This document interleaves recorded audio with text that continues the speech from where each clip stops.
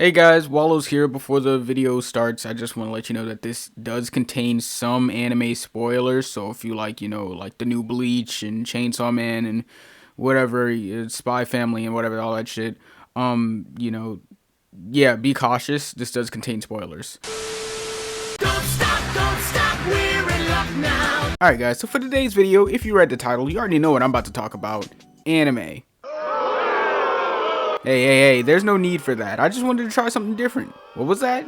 You want me to talk about Nicki Minaj and Lotto beef? Bruh, I am not about to talk about the issues of a 40-year-old who married a rapist. But aside from that, if you guys are socially inept as me, then that means you were pretty excited for this fall season of anime, including some pretty hyped up names such as Buzzsaw Man and Basic Shonen Anime Season 6. With all of these good shows comes some even better theme songs, which is why I want to take this video to talk about some of the best OPs I've heard this season, and rank them from best to worst.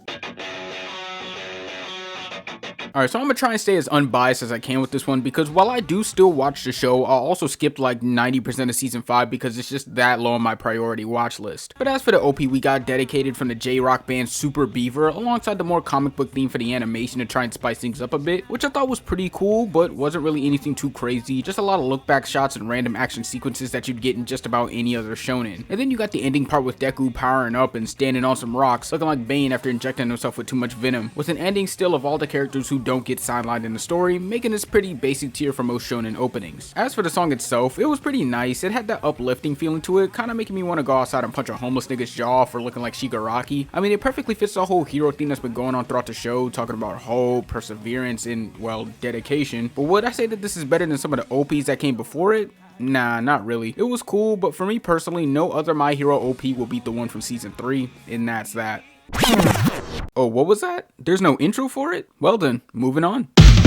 Alright, so I think if there's a perfect way to describe this intro, it's deceiving. I mean, when you look at this from a non-watcher's perspective, it just looks like another slice of life with a happy-go-lucky family having a good time and all this and that, but no. This instead tells the story of a spy, a deadly assassin, and some stupid yet adorable psychic child all going through antics, espionage, and bloody massacres, all in the sake of protecting their home, while also being this nice little family growing to love and care for each other. So I guess the intro does kind of fit that then.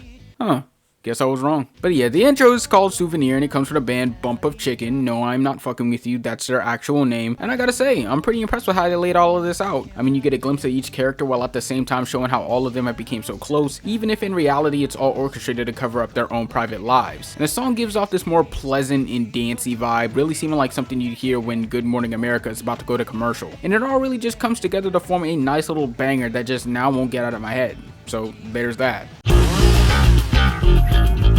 Alright, so this next one is something I know you're all probably wondering why I didn't put in number 1, especially with the hype that's surrounding it. But I do want to let you know that this is just my opinion so you can all get off my dick. But as for the Dennis Buzzsaw Man intro, while I did enjoy the song, I would say that this is probably the most creative in terms of animation, tapping into both Tatsuki Fujimoto's old work, Goodbye Eri, while at the same time making tons of movie references from Reservoir Dogs to Pulp Fiction to Attack of the Killer Tomatoes. And then if you read the manga, you'll notice the subtle nods to what's to come that really makes it all come together as one giant nod to Fujimoto's inspirations and work. But as for the song itself, we got Kickback from Kenshi Yonezu. Sorry if I butchered that, I don't speak Japanese. But what I will say is that it's definitely different from what I was expecting, especially with how the manga gives off this more darker and grittier tone. I would have thought that they would have went with something a bit more angrier and darker in energy instead of the more standard shonen J-Rock hype track. But for what it's worth, I still do enjoy it. It's still a banger nonetheless, just different from what I was expecting.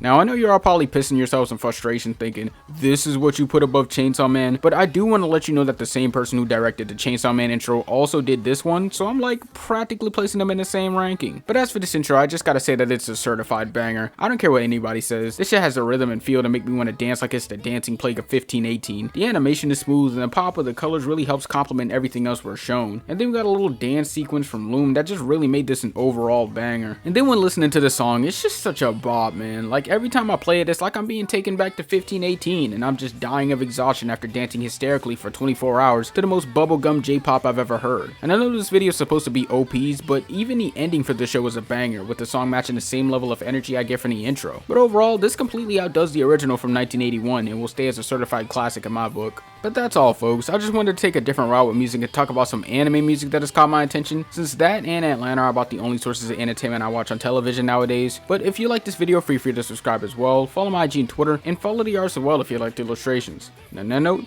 I'll see you on Friday when I told Deku why crying isn't going to save his classmates. Peace. Oh shit! Oh Lord Jesus! Oh Jesus!